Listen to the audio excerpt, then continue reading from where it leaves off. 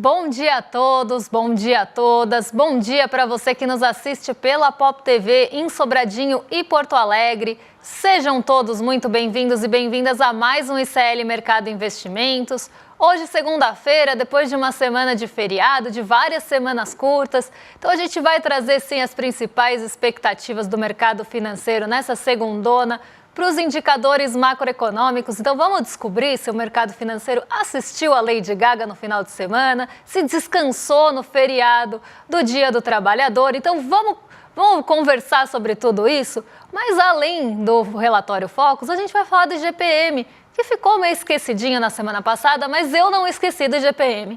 Eu vou trazer ele hoje porque ele é importante tanto para a gente entender as movimentações do Focus, como também as expectativas para o IPCA que sai nessa semana. Então a gente vai ficar por dentro de tudo que mexeu ali com o IGPM, o que aconteceu com a inflação medida pela FGV no mês, mas vamos também falar de crédito, vamos falar de juros, porque saíram as estatísticas de crédito do Banco Central e, para surpresa de ninguém, as taxas subiram novamente.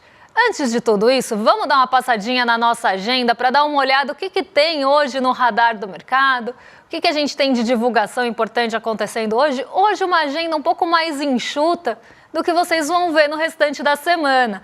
Na semana a gente tem IPCA, a gente tem decisão de juros, então uma semana bem importante da quarta-feira em diante, né? Quarta-feira à tarde, eu diria, em diante. Mas não por isso a gente não vai falar da agenda de hoje. Então vamos lá. 8 horas aqui no Brasil. Saiu o IPCS de abril, quarta quadricemana, então IPCS é de semanal mesmo, tá? Então aqui IPCS de abril, quarta quadricemana, e também saiu o IPCS capitais, né? A medição em diferentes capitais aí também da FGV, também da quarta quadricemana. A gente tem índice de confiança empresarial saindo hoje também às 8 horas da manhã, relativo ao mês de abril, e o relatório Focus, esse já tradicional, velho conhecido nosso das segundas-feiras, que traz as principais perspectivas do mercado para os indicadores macroeconômicos. Então a gente vai também falar sobre ele hoje, né? O IPCS a gente não vai falar porque é semanal, uma medição ali de semana após semana, é mais uma prévia para a gente não tomar surpresas no final. Mas o relatório Focus a gente traz tintim por tintim para vocês. PMI composto e de serviços de abril nos Estados Unidos, por conta dos feriados e das semanas mais curtas, o do Brasil não vai sair hoje. Vai sair amanhã e a gente conta para vocês depois como é que ficou esse termômetro da nossa economia, segundo a S&P Global. Agora vamos passar para a segunda parte da agenda, porque também não está tão cheia assim, né? A gente tem o ISM divulgando o PMI também. ISM é uma outra instituição, um outro instituto que calcula o PMI, o Índice dos Gerentes de Compras, também de serviços de abril dos Estados Unidos. Então é interessante, né? Esse dado sai agorinha. É interessante porque a gente consegue ver, né, como é que estão as diferentes óticas da mesma atividade. Então será que os institutos estão divergindo muito e por quê? Então isso é bem interessante, assim como a gente faz com a inflação aqui no Brasil. A gente tem balanço da BB Seguridade, ponto importante também dessa semana. Vários relatórios e vários resultados são conhecidos essa semana. Então tem as grandes de semicondutores aí divulgando o balanço. A gente teve o pontapé inicial na semana passada em relação aos balanços do setor financeiro aqui no Brasil. E essa continuidade acontece hoje, então com o BB Seguridade aí na sequência. Depois do fechamento também tem o balanço da Ford nos Estados Unidos e na China sai também o PMI composto e de serviços, medição final de abril. Então, como eu falei, uma agenda um pouco menos recheada aí do que a gente está acostumado, mas não por isso pouco importante. Tem dados interessantes, principalmente da China, que vão mostrar ali como é que está essa aceleração ou não da atividade econômica chinesa. Agora, antes da gente falar de focos, antes da gente entrar em IGPM, eu vou dar bom dia para o Diego, que está lá na redação. Bom dia, Diego, como é que você está? Como é que fechou o mercado na sexta pós-feriado? Teve ali alguma movimentação importante? O que aconteceu na semana passada? Diego, bom dia para você. Bom dia, Débora. Bom dia para toda a nossa audiência. Bom dia para Maria Helena, nossa telespectadora fiel, que disse que hoje está mais feliz. E ainda por cima vai ter um outro feriado nessa quarta-feira, então queria destacar a sorte da Maria Helena. Bom dia para Liz Longo, bom dia para Neraci, bom dia para Rosana, bom dia para o Ricardo, que já mandou um Vai Corinthians aqui. Então um bom dia também muito especial para toda a nação corintiana nessa segunda-feira, ainda mais depois de uma vitória triunfal, né, contra o Internacional, perdão. hat-trick do Yuri Alberto, gol do Yuri Coronado, de virada ainda, assim, foi uma coisa linda. O Dorival Gênio já está em ação. Mas vamos para o nosso fechamento de mercado da sexta-feira, porque o Ibovespa voltou do feriadão do Dia do Trabalhador e destaque. É Dia do Trabalhador, não do trabalho. Acompanhando o movimento das bolsas internacionais e fechando a sexta praticamente no 0 a 0, com uma levíssima alta de 0,05% aos 135.133,88 pontos. O dólar, por sua vez, recuou 0,41%, cotado a R$ 5,65. Na semana, o principal indicador da B3 acumulou uma alta de 0,29%, chegando na quarta semana consecutiva no azul. As bolsas de Nova York também fecharam todas no positivo, com a notícia de provável atenuação da guerra comercial deflagrada pelo Trump, né? A China e o México confirmaram que o Laranjinha procurou negociar sobre taxas anunciadas por ele no dia 2 de abril. Além disso, o payroll, né, que é o relatório sobre criação de vagas no mercado de trabalho estadunidense, foi divulgado e os dados surpreenderam positivamente o mercado. 177 mil novas vagas fora do setor agrícola foram criadas.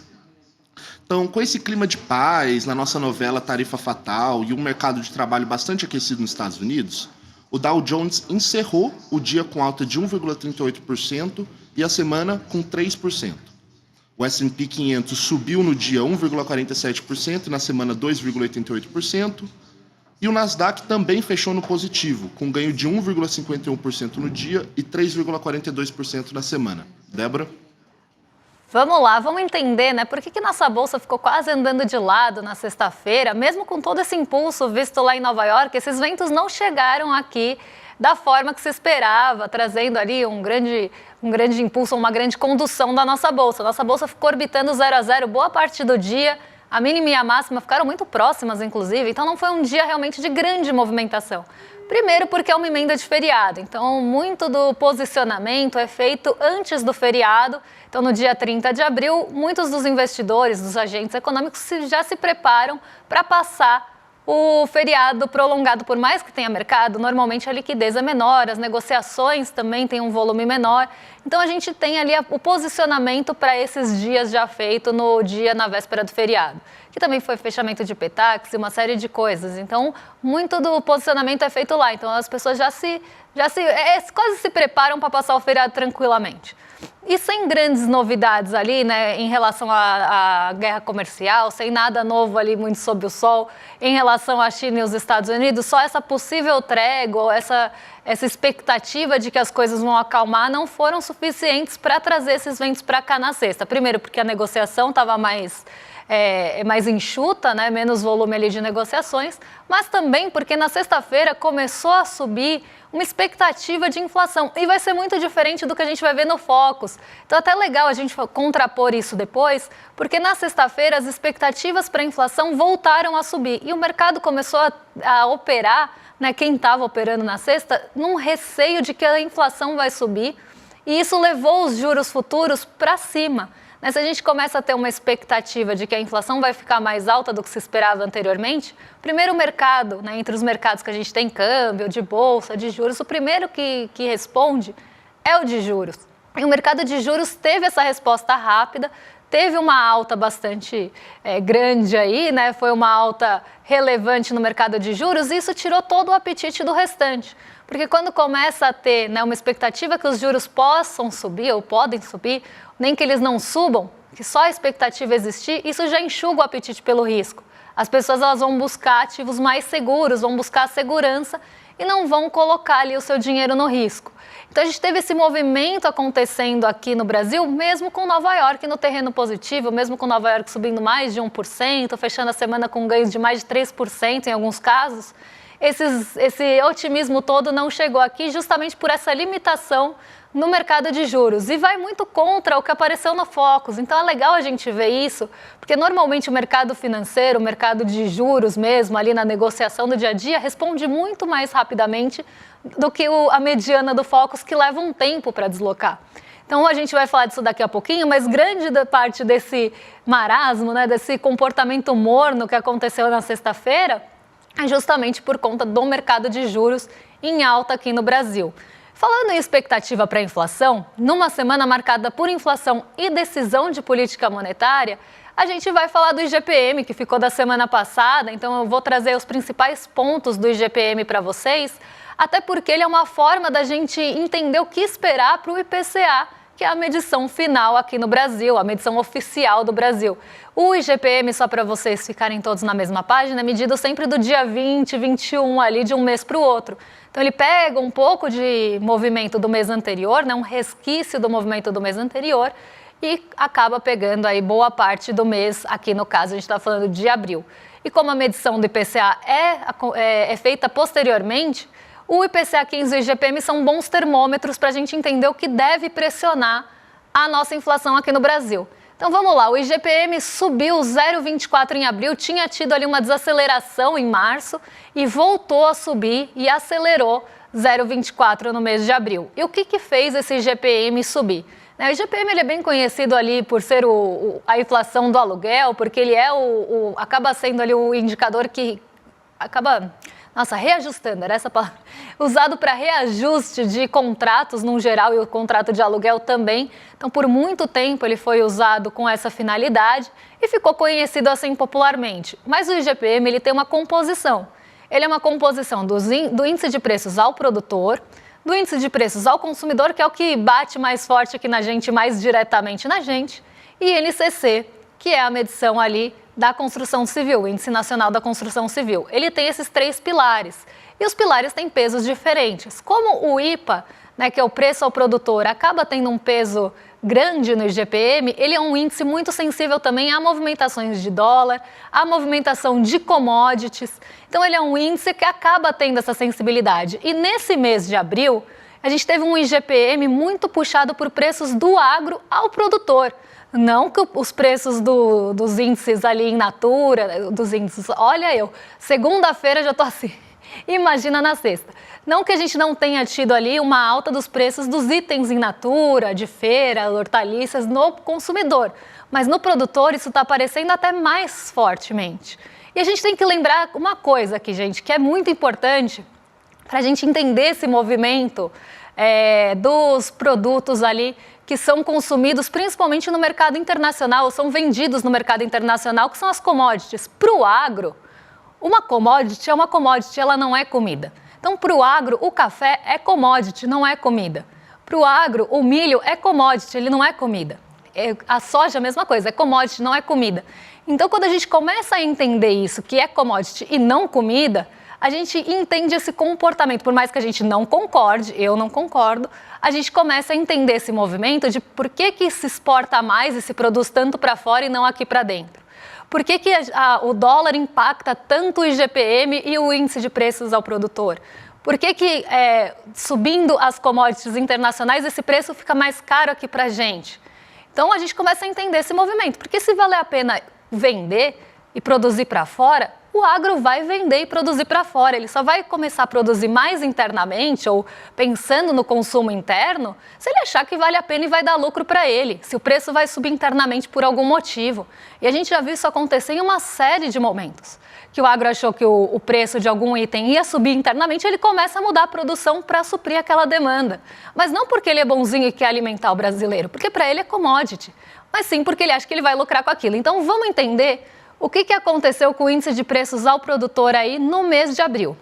A gente sai de um IGPM de queda de 0,34 em março para 0,24 em abril, então uma aceleração até importante aqui, de uma grandeza importante. O IPA, que é justamente o preço ao produtor, sai de uma queda de 0,73 e que tinha sido justamente o condutor ali daquela queda de 0,34, nesse mês sobe para 0,13. Nesse mês passado, mas aqui a gente está olhando abril ainda. Então vamos lá, sobe para 0,13. Por quê? Justamente por preços ligados ali a commodities alimentícias que são exportadas pelo agro brasileiro.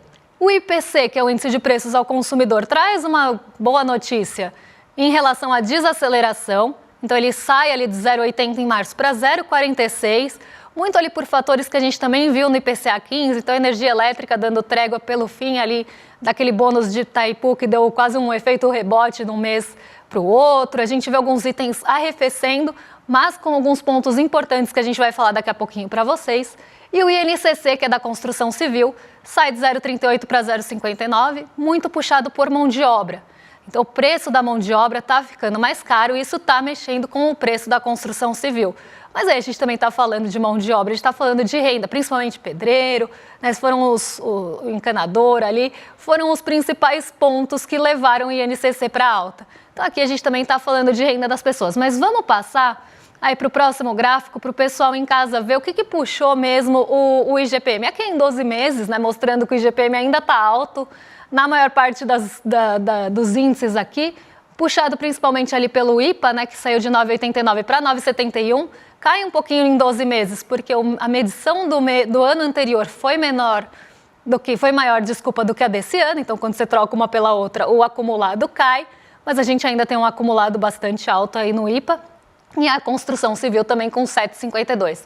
O IPC, ele está ali orbitando 4,64 agora, 4,5. Então, aqui muito até um pouco mais baixo do que a gente viu no IPCA 15, viu na última medição do IPCA fechado do mês anterior. Isso porque a composição do IGPM, isso é importante entender também, a composição do IGPM é diferente do que da composição do IPCA, senão não teria duas medições, certo? Então, a cesta de consumo do IPCM, aqui que é o índice de preços do consumidor mercado, é justamente mais focada, por exemplo, passagens aéreas que tiveram uma deflação grande nesse mês, acabam impactando mais o IGPM do que vão impactar o IPCA. Isso por conta da cesta feita e também pela renda considerada ali nos dois índices. Mas vamos para o que importa aí, que é justamente o que pesou no nosso bolso nesse mês de abril, né? Então o tomate liderando aqui, até tentei usar um colar de tomates, mas acho que não ia ficar muito bom com o figurino. O tomate subiu 23% nesse mês de abril, e aí eu chamo a atenção para um ponto: o tomate tem muita sazonalidade, tomate é um fruto ali que acaba sofrendo mais com o clima, mudanças climáticas, tanto calor quanto algumas questões voltadas para a safra, que também tem sazonalidade, acabam impactando o preço do tomate. Então, vira e mexe, ele volta a ser aí um destaque negativo, embora, né, a gente sempre fala, destaque positivo porque subiu muito, acaba sendo negativo para o nosso bolso. Então, é um item que normalmente volta para as maiores altas com frequência por conta disso. Aluguel residencial subiu também, 1,02. O café, mês após mês aqui, subindo para o preço ao consumidor e para o bolso de vocês, aí, o bolso do consumidor. Mas também a gente vê um movimento acontecendo, principalmente nos 12 meses, aí, no preço ao produtor. Então, o primeiro acontece lá e depois chega na gente aqui. E eu sinto informar, eu já falei isso uma vez, mas sinto dar essa notícia de novo, o café vai demorar para arrefecer, porque a gente tem um período que ainda esse preço, essa alta de preço é transferida para o consumidor. E esse período é longo no caso do café. O café também tem as suas questões de safra, mas a transferência de uma alta do preço do café até chegar no bolso do consumidor quase leva um ano. Então, o que a gente está sofrendo agora é aumento quase do ano passado, vamos pensar assim? Quando começou a subir lá para o produtor, quando eu contei pela primeira vez para vocês, que até todo mundo achou que era piada minha, eu falei, olha, fica de olho no preço do café, porque isso vai chegar na gente. Porque leva um ano para chegar no nosso bolso praticamente. Plano de saúde e seguro de saúde subiu bastante também. Então, aqui a gente tem uma alta dos preços dos planos de saúde, até por uma questão ainda de reajuste dos planos, e vasodilatador para pressão arterial, 2,5% de alta. E aí eu chamo a atenção para uma coisa. No IPC, um dos principais destaques aí foi a saúde, de uma forma geral em abril. Destaque aí de alta, né? Então, a gente vê alguns remédios ficando mais caros, alguns planos de saúde também ficando mais caros, coisas que a gente já tinha visto acontecer no IPCA 15. E a gente pode já então esperar que no IPCA final a gente pode ter um aumento do grupo de saúde e principalmente dos preços dos remédios, o que é uma péssima notícia, né? A gente já está gastando bastante ali com alimentação, com itens essenciais, aí vem mais um fator de pressão vindo dos remédios que também não dá para deixar de tomar em alguns casos, então você vai continuar tomando aquele remédio, vai continuar se alimentando, vai sobrar menos renda para outros itens que não são ali os essenciais. E é isso que vem mostrando, né, um comportamento que até divide opiniões em relação à inflação, mas que os itens essenciais estão muito caros. E aí isso pesa no orçamento do brasileiro, isso compromete boa parte da renda do brasileiro e ele não consegue consumir as outras coisas. Ele ainda tem que pagar a conta, ainda tem que pagar o aluguel, que também subiu no mês de abril. Então, ele vai ter ali todos os seus compromissos e sobra pouco para o lazer, sobra pouco para o consumo de serviços, sobra pouco para comprar no varejo. E esse é um dos fatores que está levando aí a também essa queda de expectativas que a gente conversou já aqui. E as principais quedas, né, para a gente falar um pouquinho de alívio também no bolso, não falar só de alta, a gente tem as passagens aéreas mostrando aqui a sua cara, né? Passagem aérea em primeiro lugar aqui com queda de 5,34, mas aí também uma queda, aí é que vem aquela distinção que eu estava falando entre GPM e IPCA, né? Ou o IPCM e o IPCA. A passagem aérea tem um peso maior nas medições da FGV, no IGPM, e no IPCA nem tanto, só quando a gente olha por extrato de renda que a passagem aérea ganha mais relevância nos estratos mais altos de renda. Então é um alívio, mas é um alívio que chega no bolso de poucas pessoas, porque são poucas pessoas que consomem aí passagens aéreas com frequência.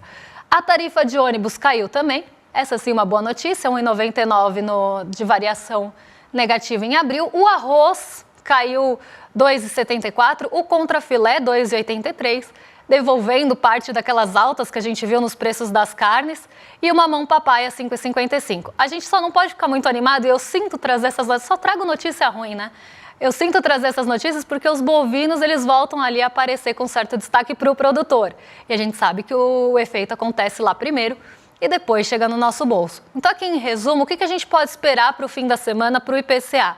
De novo, os alimentos pressionando aqui o nosso bolso, principalmente alguns alimentos in natura que estão sofrendo mais com o clima. O café deve continuar pressionando a gente aqui e os remédios, a saúde também devem aparecer com destaque. A habitação deve trazer algum alívio e também a gente deve continuar vendo o que a gente viu no IPCA 15, do alívio ali dos combustíveis por conta do fim do efeito do ICMS, que foi sentido mais ali no mês anterior. Então, a gente deve ver esses grupos aparecendo e o IGPM mostra isso pra gente. Mas vamos voltar lá para a redação, porque o Diego está acompanhando o comentário de vocês, está vendo se tem alguma dúvida, se tem algum comentário aí da audiência, e ele vai contar pra gente agora. Diego, o que a gente tem de novo por aí? Débora, eu estava ouvindo aqui você falando sobre as principais quedas no IGPM e eu fiquei até empolgado pensando, caramba, com a queda no preço do contrafilé, quem sabe eu consigo fazer um churrasco, mas pelo visto não, né? Que tristeza, mas enfim, eu estava acompanhando aqui os comentários da audiência, a nossa telespectadora fiel trouxe um ponto bastante interessante. Ela disse que mora na cidade que mais produz maçãs do país e o preço lá é bem alto justamente por isso que você tinha comentado. Eles fazem estoques esperando o preço aumentar para ter mais lucro. Mas o que eu queria realmente fazer aqui é puxar um gancho para o nosso próximo assunto, que é o Focus. Saiu agorinha, às 8h25 da manhã, pelo Banco Central do Brasil, o relatório Focus, contendo as principais projeções do mercado financeiro para os principais indicadores macroeconômicos do país. E aí eu já queria dar um spoilerzinho antes da sua análise. O mercado, ele reduziu a expectativa de inflação para 2025 para 5,53%. Ainda 1,03 ponto percentual acima da meta, mais uma outra redução importante. O dólar também deu uma leve desacelerada nas expectativas. O mercado acha que a moeda vai terminar esse ano cotada em R$ 5,86. Agora, na verdade, o que mais tinha me chamado a atenção, Débora, foi a projeção da taxa Selic para 2025. Porque depois de diversas semanas com a projeção para a Selic travada em 15%, com diversos analistas de mercado, jornais, instituições pautando como certeza absoluta a taxa Selic finalizar o ano em 15%, finalmente nós vimos uma redução, ainda que tímida, mas vimos uma redução para 14,75% ao ano. O que explica essas mudanças no Focus, hein, Débora? Você consegue explicar para a gente? Vamos lá, e por mais que eu tenha falado, né, as projeções ali, o mercado futuro começou a jogar os juros para cima de novo, no Focus a conversa foi diferente, a gente vai entender por quê. Primeiro porque o mercado de juros, ele acaba reagindo mais rápido mesmo, porque o Focus, o que ele divulga para vocês, é uma mediana. O que é uma mediana? É um número que divide o conjunto de dados ao meio. Então, até essa mediana deslocar, a gente precisa ter uma série de respondentes fazendo com que ela se desloque, né? Então, o que respondam, por exemplo, é uma taxa de juros mais baixa para que aquela mediana, aquele número que vai dividir o conjunto no meio, se desloque, que é diferente de média, que a gente soma tudo e divide pelo número de respondentes. Então, o conceito é diferente e ela demora um pouco mais para deslocar no Focus. Então, se a gente vê esse movimento acontecer na sexta, se ele persistir, claro, porque ele tem que ser persistente aí, se ele persistir, aí sim a gente vai ver a mediana deslocar depois de algumas semanas. E foi isso que aconteceu no Focus. Porque a Selic futura, né, quando a gente pega ali os juros futuros, eles já estavam trazendo algum alívio há algum tempo. Então, a gente já via esse movimento acontecendo ali nos juros futuros dia após dia, desde que as coisas começaram a ficar um pouco melhores aqui no cenário do Brasil. E aí eu estou falando no cenário até macroeconômico do Brasil em relação ali, né, algumas expectativas que estavam refletindo o fim do ano passado, principalmente ali dos juros mais altos. Então, quando a gente vê, né, que as taxas de juros ou os juros esperados para tais vencimentos já começaram a cair, a gente espera que isso uma hora vai chegar no Focus. Só que demorou para chegar no Focus justamente por causa dessa questão estatística. Então, agora a Selic chega a 14,75, mas tem alguns pontos importantes para a gente ver aqui. Finalmente chegou a 14,75, porque todo mundo caiu, né? Caíram juntos e shallow now mesmo. Caiu IPCA na projeção para 2025, caiu o câmbio na projeção para 2025 e caiu a Selic. E uma coisa tem bastante a ver com a outra. E o que eu vinha falando eles estão reduzindo, né? Eles, o mercado financeiro, quem responde a pesquisa do Focus, está reduzindo semana após semana a inflação.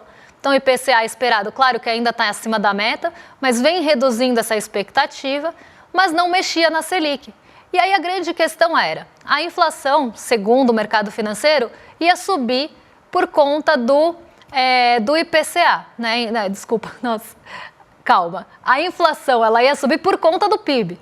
Então, a gente tinha um PIB, um crescimento muito acima do nosso potencial, e isso estava puxando a inflação para cima. Embora isso não seja o que a gente está realmente vendo, a visão do mercado financeiro é essa. E são eles que respondem o Focus. Então, a gente precisa entender o que eles estão pensando para chegar nesses números aqui. Né? Então, vamos lá. Se você tem um país, segundo o mercado, que cresce mais do que o potencial, esse crescimento acima do potencial gera uma inflação. Então, você vai ter uma inflação maior naquele ano por conta dessa atividade econômica aquecida. Só que o Focus, ele veio revisando o PIB para baixo e não mexia na inflação. Então, como é que a gente ia ter uma expectativa de desaceleração econômica? E se o que estava puxando para o mercado financeiro era o crescimento, se você tem uma queda do crescimento, uma desaceleração desse crescimento, por que o IPCA não estava mudando? Então, a gente começa a ter uma queda na projeção do IPCA. E a grande desculpa deles também era, bom, se a gente tem um IPCA alto, bem acima da meta, a gente precisa deixar a Selic mais alta também para controlar essa alta de preços. O que eu já contei para vocês que não é verdade. A gente continua com uma Selic alta, com tendência de alta, com possível alta ainda nas próximas 2 reuniões do Copom. Tivemos 3 altas consecutivas e a inflação não deu trégua. Por quê? A inflação está sendo puxada basicamente por ali itens que têm uma influência, muitas vezes, sazonal sim, caso do tomate, mas outras não, que são questões ligadas a, ali, por exemplo, mudanças climáticas, a oferta que está enxuta no mundo. Então, não é só no Brasil, se a gente pega commodities agrícolas, a gente tem problema em vários países do mundo. E aí a oferta, estando ali diminuída por uma série de fatores que também são climáticos, isso vai afetar ali o IPCA. Então, se você sobe os juros, você baixa o IPCA na marra, mas esses dados, esses itens, eles vão continuar pressionando a inflação. Então, aqui a gente vê que isso não é sempre verdade. E a gente ainda tem o câmbio também, porque se o câmbio baixa, ele também tem uma influência ainda que não 100%, mas tem uma influência residual na inflação. Então, agora fez um pouco mais de sentido, mas essa taxa Selic ela ainda está altíssima, né? E ela não vai resolver os problemas da inflação, principalmente de alimentos. A gente vai continuar tendo inflação de alimentos, e o IPCA talvez mais controlado porque as pessoas perderam a renda, porque os serviços estão estrangulados, porque não tem dinheiro para gastar no comércio. Então a gente vai ter uma inflação controlada pelo motivo errado e pela variável errada também. Mas o mercado financeiro pensa assim e o Focus é um reflexo disso e a gente precisa entender como ele pensa, inclusive para a gente criticar. E falando em pensamento crítico, eu vou convidar vocês aí para a segunda turma da nossa pós, que vai estrear, e vai ter uma aula magna no dia 15 de maio com o GCE. Então, vocês têm uma aula gratuita, uma aula aberta da nossa pós, né, para quem se inscrever aqui em iclmercado.com.br. Então, se você quiser assistir, Essa aula do Gessé, que é o maior sociólogo aí, brasileiro do século XXI, como está dizendo a nossa arte aqui do lado, você tem que se inscrever para garantir esse acesso, já que a gente está liberando aí uma aula ao vivo para vocês e gratuita. Então precisa do ingresso, vocês conseguem o ingresso em iclmercado.com.br e aí vão ser discutidas uma série de questões, principalmente porque as elites odeiam o povo brasileiro. Então aqui uma aula, né, de sociologia e história junto, eu posso falar, para essa pós que está sendo incrível, que foi um sucesso e que vai continuar sendo. Então se quiser participar e não ficar fora dessa, iclmercado.com.br para garantir o ingresso. E agora vocês ficam na sequência com o Rolê ICL, que hoje está diferente, hoje está com o César Calejão e o Guga Noblar, César Calejão que estava lá na redação, eu vi ali a movimentação. Então vocês estão em mais que excelente companhia a partir de agora e a gente volta para trazer aí as principais atualizações do mercado, do que mexe com o seu bolso, o que mexe com a nossa bolsa e o que mexe com a nossa vida de uma forma geral. Um beijão e até lá, pessoal! Por que as elites odeiam tanto o povo brasileiro? Segundo essas elites, as cidades de fora são sempre as melhores, as pessoas lá são mais educadas, honestas, bonitas. Cidade boa é Miami, comida e cultura de valor só na Europa. É sobre esse tema e a explicação disso que farei a próxima aula magna da pós-graduação do ICL, Repensando o Brasil, Sociedade, Política e História. A aula Por que as elites odeiam o povo brasileiro será no dia 15 de maio, na quinta-feira, às 20 horas. É uma aula de graça e aberta ao público. Uma oportunidade única para você conhecer essa pós que é revolucionária. Participe desse momento especial com o ICL e a FESP São Paulo.